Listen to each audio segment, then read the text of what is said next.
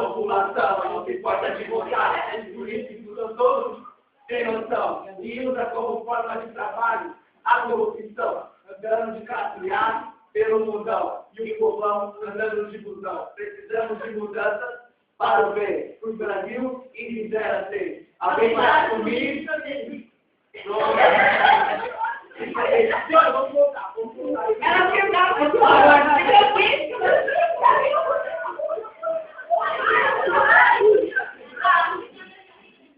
tá bom, vamos vai.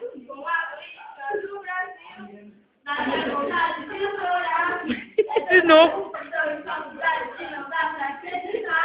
A população não se importa de votar, os políticos são todos sem noção e usa como forma de trabalho a corrupção, andando de classe A pelo mundão e o povão andando de busão. Precisamos de mudança para o bem, para o Brasil e de 0 a 100. Alguém para assumir e progredir, para o Brasil navegar e melhorar. Obrigado.